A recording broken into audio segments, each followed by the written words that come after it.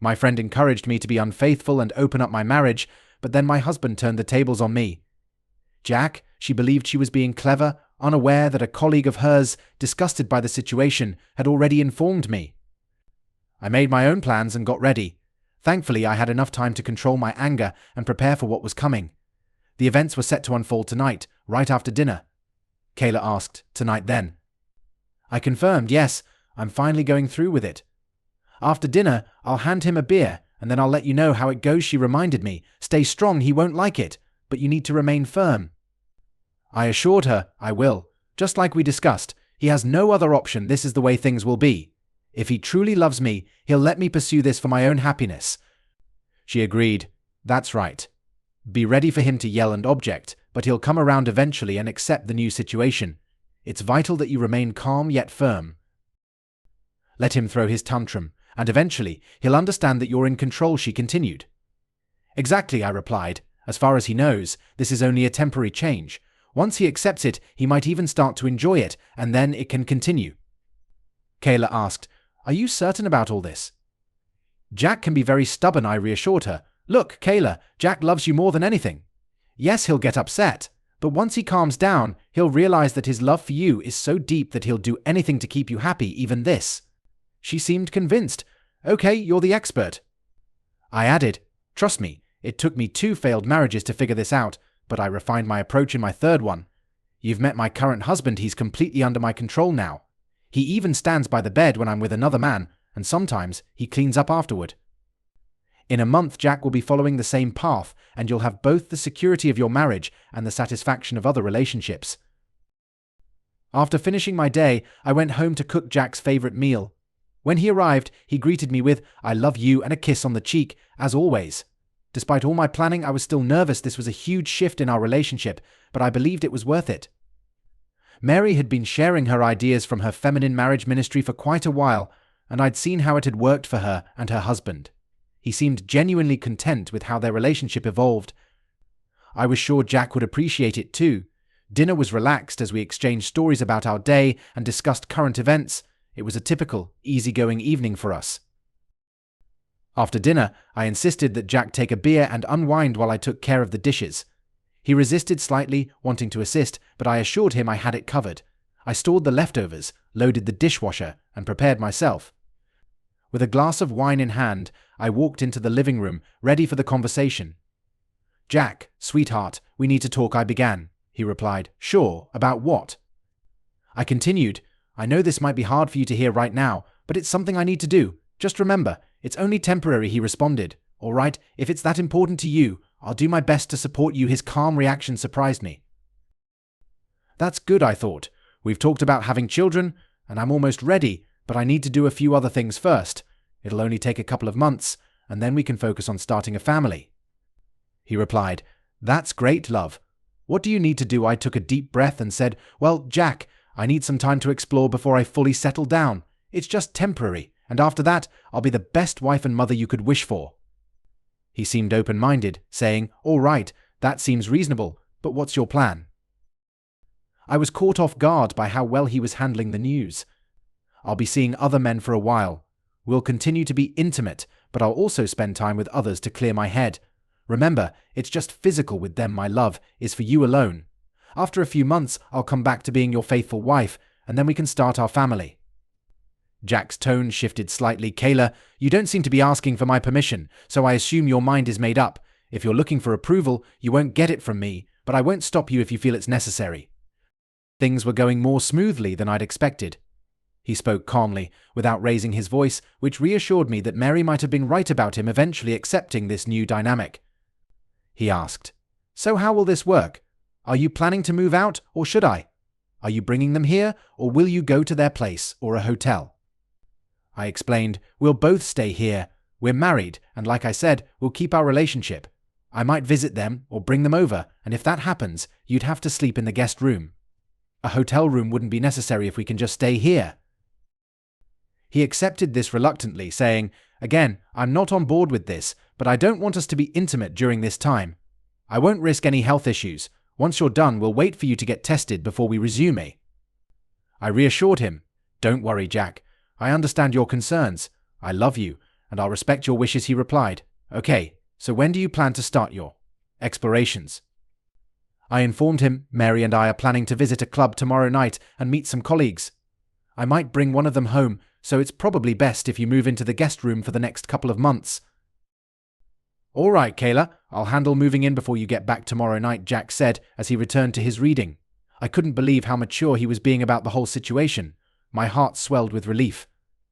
Yes, he had voiced his objections and was not interested in intimacy during this time, but he had ultimately accepted the arrangement without anger. Mary had been absolutely correct. Within 2 months, Jack would be completely under my control. Besides, I understood that this dry spell in our intimacy was just a short-term phase. Within a week or two, he'd be back in my bed, and at that point, I would have the perfect opportunity to push him to fully accept his new position as my obedient little husband. Update. Hi Mary, it's Kayla. Hey girl, last night how did everything go? Oh my god, you won't believe how mature Jack was throughout the whole situation. I was ready for him to explode, but instead he stayed calm and composed the entire time. Wow, that's amazing. I told you he'd adapt. Do you think you could convince him to watch tonight? Honestly, I doubt it. I don't even think I'll suggest it. He's made it clear that he won't be intimate with me as long as I'm seeing someone else. But I'm sure that will change soon. After a week or two of only using his hands, he'll want more, especially knowing he has a gorgeous woman right next to him. That might be quite amusing. Since he refused to touch me, I just decided to have him move to the guest room. He's packing up his stuff now, and he promised to be fully moved out of the master bedroom by the time I got home tonight.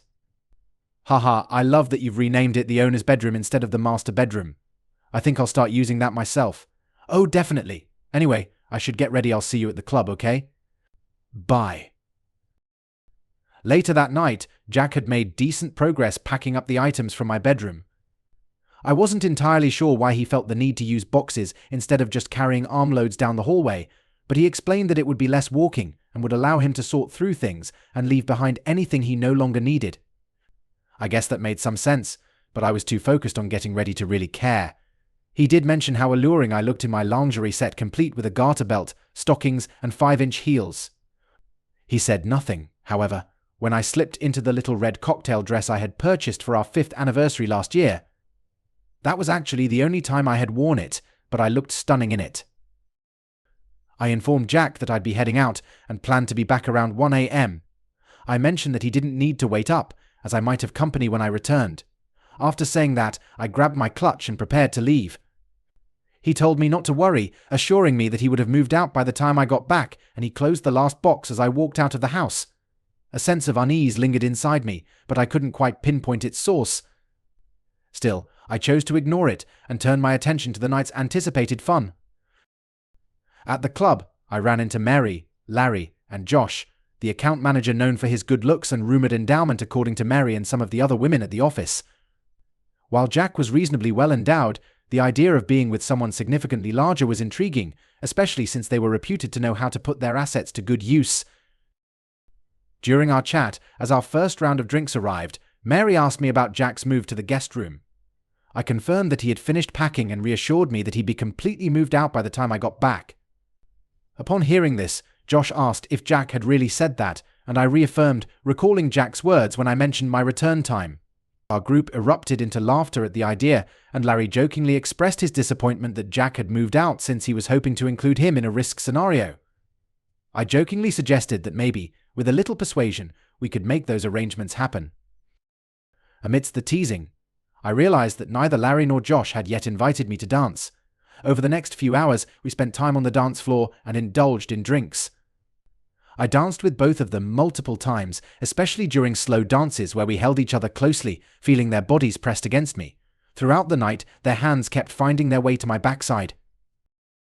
Later, Mary and I slipped into the ladies' room to discuss how the night might end. We decided who would drive whom home through 3 rounds of rock, paper, scissors. I ended up driving Josh, while Mary would accompany Larry. Upon reaching my place, I led Josh through the front door, noticing the darkened house, and assuming Jack had gone to bed. I felt reassured, knowing he wouldn't be watching us. I guided Josh down the hall to my room, noticing all of Jack's things were gone. Perhaps I'd reward him with a little favor later, like a handjob that could be something to consider. Right then, I had other priorities. We quickly undressed, though Josh requested that I keep on the garter belt and stockings. I had lost my thong a few hours earlier. Whether it was Larry's or Josh's doing didn't matter, I could easily buy more. The next 2 hours were pure ecstasy. We started in one position before changing to another to avoid tiring too quickly, finishing the round with a cowgirl. After a short rest, I enjoyed the way he spanked me while I rode him. Maybe I'd let Jack do that on his birthday or our anniversary, but it wouldn't happen again. I'd save that for my other partners. We ended up taking a shower together before bed and again when we woke up the next morning. Afterward, Josh had to leave to get back to his wife and kids, so I threw on my robe and headed to the kitchen for some coffee. I felt a little disappointed that Jack hadn't already made coffee, especially since it was past 9 a.m. By then, he'd usually be up for an hour. I planned to bring it up with him later. It wouldn't hurt him to prepare breakfast and coffee, particularly after I stayed out late. So much for the little reward I had considered offering him for moving into the spare room while I was away. After finishing my breakfast bagel, I took a shower and got dressed.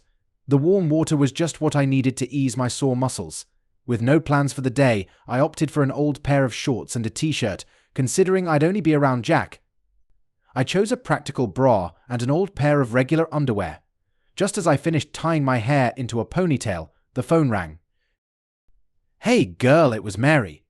"Hey, you sultry thing. So, how was Josh last night?" "He was fantastic, just as I expected. And how did Jack react this morning?" "I don't know. I'm a bit upset since he still seems to be sleeping. I was disappointed he didn't make me breakfast and coffee this morning. I was even thinking of offering him a small favor for moving into the guest room, but now I don't think so. Yes, make sure he knows how disappointed you are and exactly what you expect from him going forward.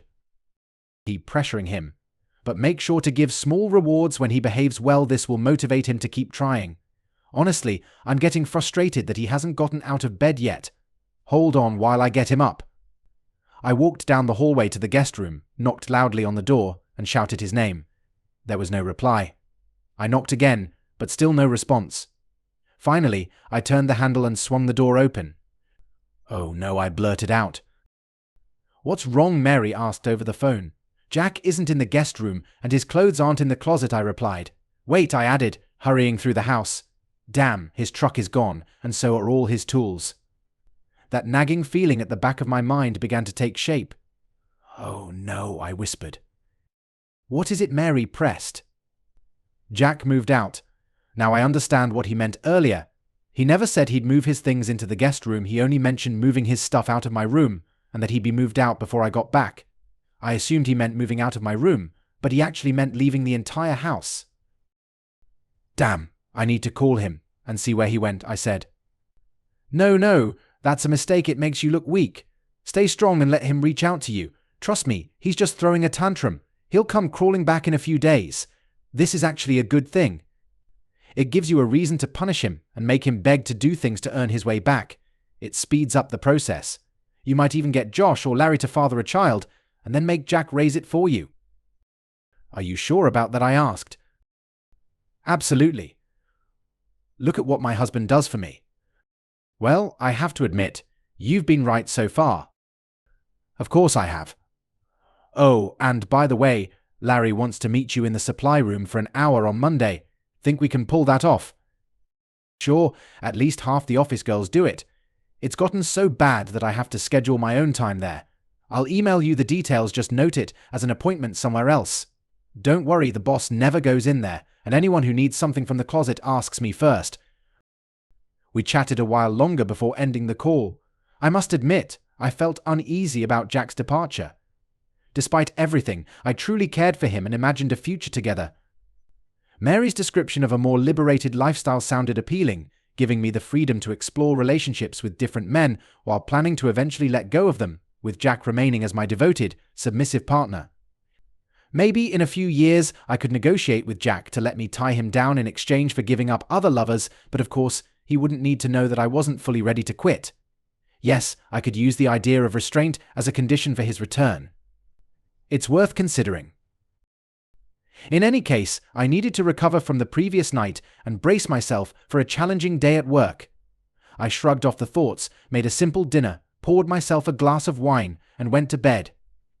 Throughout the week, I heard nothing from Jack. Mary assured me that it wasn't entirely surprising and predicted he'd reach out soon. The longer he stayed away, the more terms I could set for his return. This week, I had been meeting with Larry, Josh, and a few other attractive guys in the supply room daily, with a double session planned with Larry and Josh that afternoon. On Friday morning, during a break near the coffee machine, Larry, Josh, Mary, and I chatted casually.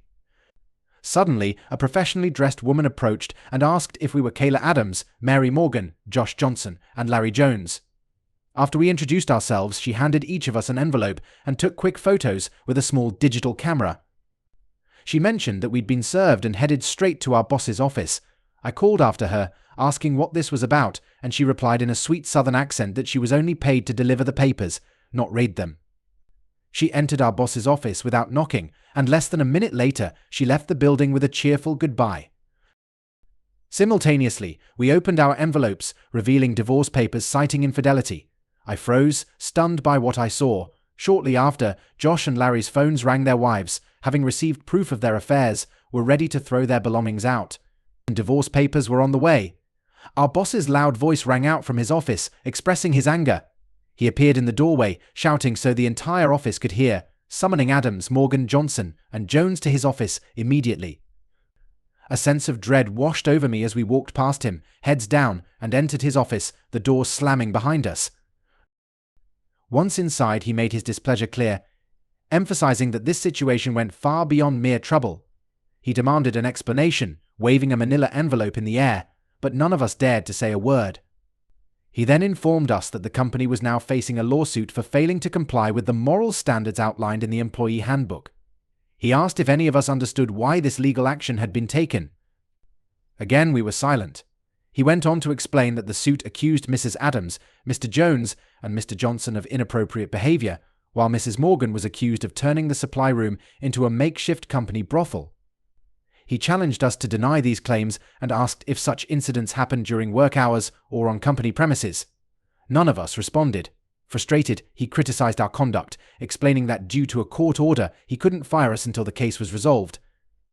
He then ordered us out of his office until he could figure out how to manage the situation. With our heads bowed, we left his office and headed to our workspace. After that event, my job became much tougher, but I was thankful to still be employed. Deciding to review the divorce papers, I realized their seriousness. They included photos, videos, audio clips, and even notarized letters. About an hour later, a company-wide email from the boss arrived, addressing all staff members. Management had become aware that certain employees had repeatedly engaged in actions violating the company's moral code, as outlined in the employee handbook during work hours and on company premises. Given the likelihood that the issue was more extensive than what had been documented, strict measures were announced. Due to uncertainty regarding the extent of involvement, all staff members were instructed to reacquaint themselves with the moral guidelines in the handbook. An online training session would be prepared over the weekend, and every employee was required to complete it by the following Friday. To ensure compliance, security personnel would conduct random inspections of all secluded areas throughout the day, a practice to continue until permanent surveillance cameras were installed for monitoring. Additionally, the supply room would be locked, with the key controlled by the security supervisor, and any needed supplies would require a security escort. The security supervisor would also closely monitor computer activity to prevent any personal use of company resources. Prohibited activities included setting up personal meetings with colleagues, browsing non-work-related websites, and sending personal messages on company devices. Conversations with co-workers would need to be confined to the break room during designated breaks and lunchtime. Security staff would patrol the building to ensure adherence to these policies, and the names of those responsible for violations would remain undisclosed. Just 2 minutes after the email was sent, my inbox was flooded with angry messages from colleagues. After work, the four of us, Josh, Larry, Mary, and I, met at a bar across the street.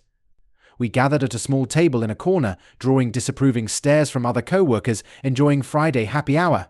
Despite everything, at least we still had our jobs for the time being. That was pretty considerate of him. Why do you think Jack included that clause in the court order? I asked, referring to the section that prevented us from being fired immediately.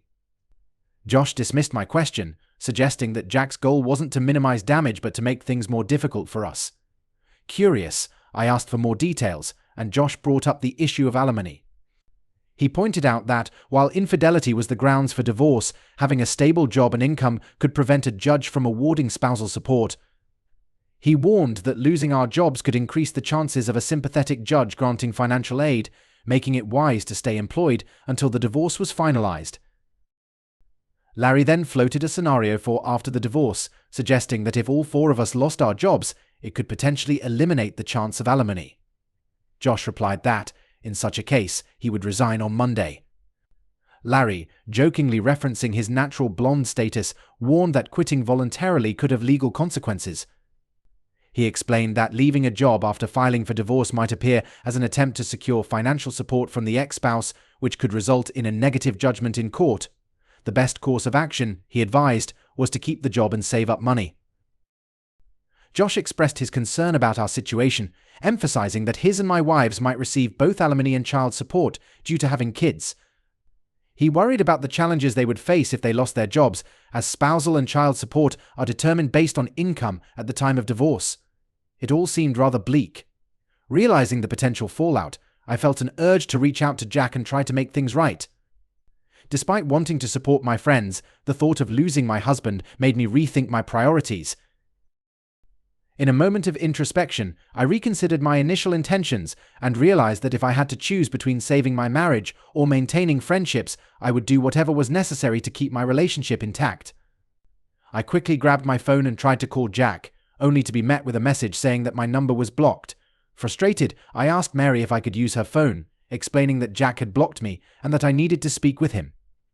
When I tried calling him using Mary's phone and encountered the same message, it became clear he had blocked her as well. When the idea of using Larry's phone came up, I hesitated, worried about the possible consequences of contacting my husband using a friend's number. A sense of urgency washed over me as I realized that Jack had likely blocked my work and home numbers too. A phone call wasn't going to work. I would need to find him in person. The need to see him and talk face-to-face overshadowed any concerns about societal expectations for a woman in my position. I had just finished my last call, feeling dejected and nursing my fourth drink when Josh, in his usual fashion, decided to share his wisdom. Yes, that's sarcasm. Maybe it was just my mood or the differences between how men and women think. Some of you might even think that Josh's suggestion was genuinely clever. I don't think so, I responded. But Josh chimed in, well, since our lives are already upside down, why not head over to Kaya's place and spend the whole night together as a foursome? We've already crossed that line, so why not enjoy a night of passion? To him, this idea made perfect sense, but I had just gotten a reality check. Sure, if I truly had nothing left to lose, maybe it would be worth considering. Personally, I still believed there was a slim chance for Jack and me. That hope would disappear faster than a drop of water on a hot skillet if I brought everyone into my home for a late-night get-together. So I declined politely and suggested that Mary take them home instead.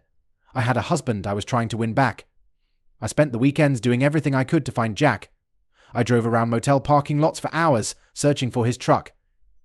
I cruised past his friends' homes at different times, hoping to spot his vehicle. I even tailed his best friend when I saw him leave his house, hoping he might lead me to Jack. None of it worked. On Monday morning, I parked across the street from his workplace, keeping watch. Everyone else came in, but there was no sign of Jack. I waited another hour, but he still didn't show up. I was already late for work, but I didn't care. It didn't matter, they weren't about to fire me right now, and I'd be dismissed anyway once the settlement was final.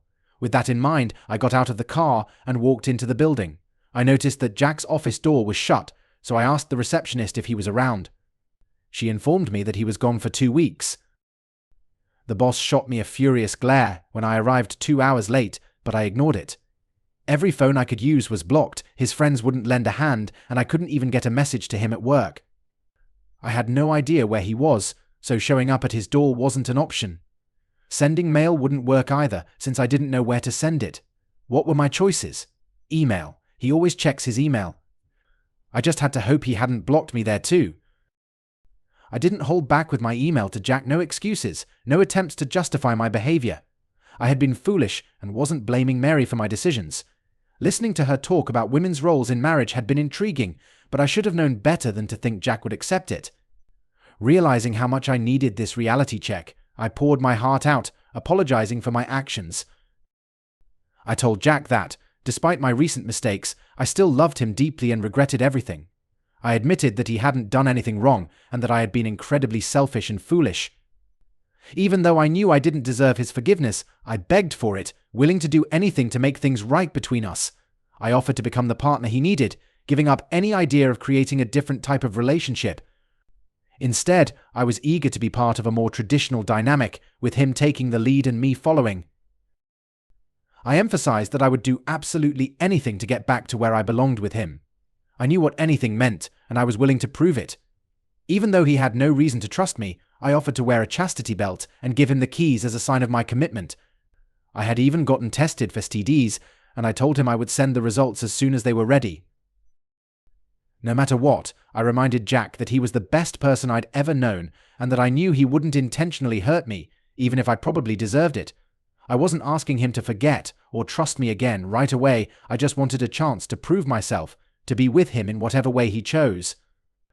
I would accept any conditions, even if it meant going through a divorce or watching him with other women. While I hoped it wouldn't come to that, I recognized that it was his decision to make. I acknowledged that I was at fault and understood that he might feel the need to even the score. Regarding Mary, Larry, Josh, and the lawsuit, I explained how Mary had manipulated me into the plan, while Josh and Larry had taken advantage of the situation. I knew I would be let go after the lawsuit was settled, and I assured him that I would cooperate with whatever he wanted to do about them. After all, I was his willing servant from now on, signing off as his devoted and obedient Kayla. Fortunately, Jack hadn't blocked my email yet, and surprisingly, he even read it. He didn't take my words at face value, though I had already broken the biggest promise I had ever made, the one about being faithful. Since I had broken that vow, he had no reason to believe I wouldn't break any others. All I could do was try to prove myself to him, one action at a time. 2 years have passed since I sent that letter. Josh and Larry faced tough challenges during their divorces, and all 4 of us were fired the day after the lawsuit against the company concluded. Eventually, Josh and Larry found lower-paying jobs and moved into a small apartment in a rough area. Their social lives deteriorated, and their ex-wives turned the children against them. Both women eventually found better relationships. Now it's my turn. I am currently kneeling, unclothed, beside the bed, wearing a chastity belt while Jack finishes his work. This is my penance. I detailed all of this in a letter, as Jack wanted to test whether I would stick to my promises. If I wanted him back, I had little choice. The first 6 months were incredibly difficult, but gradually he softened a bit. He still makes me follow this routine occasionally, like now, but it's improved. These days, he only invites other women over about once every 2 months. After being fired, I stopped working, but Jack got a promotion, and we managed just fine without my income. I stay home, taking care of our 2-year-old twins.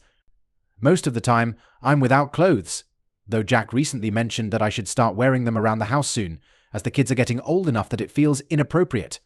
For now, I only dress when I leave the house or when we have guests over. I still answer the door without clothes for deliveries. I underwent laser hair removal, leaving a permanent strip over my intimate area, making it impossible to hide my Jack tattoo on either side of the band. Each week, Jack refreshes the 5 red stripes on my backside with a leather strap.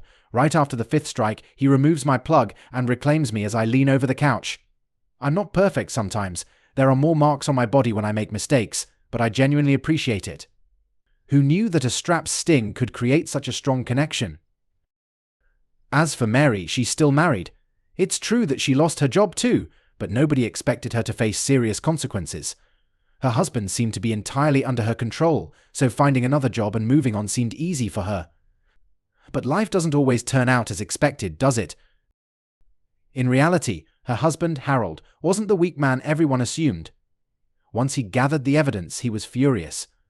I thought I'd had a hard time during those 6 months, but compared to what she went through, my experience was nothing. After feeling he'd punished her enough, he served her with divorce papers. All the while, he quietly sold off their assets and secured them. He gave her the house after refinancing it and taking out all the equity, then disappeared. She ended up losing the house along with all the money. She managed to find a new job, but it pays only half of what she used to make. Her reputation is also damaged, and she's not currently dating. With another month of antibiotics ahead, you might question why I endure this or even laugh at my well-deserved fate. If you're upset that Jack didn't abandon me, I thank God every day that he didn't, even though I deserved it. I bear this because I can't imagine life without the person I love most. Yes, Jack disciplines and degrades me, but he still has feelings for me. He does see other women, but never without me being involved. I am free to leave any time, and Jack has even shown me divorce papers, ensuring that he would be fair. I turned down the offer because Jack is a wonderful father, lover, and spouse. I don't need anything more. I got so wrapped up in the fantasy of a different kind of marriage that I lost sight of what truly mattered. Instead of embracing a balanced partnership, I ended up submitting to my husband's will. It wasn't my original plan, but I find peace in it.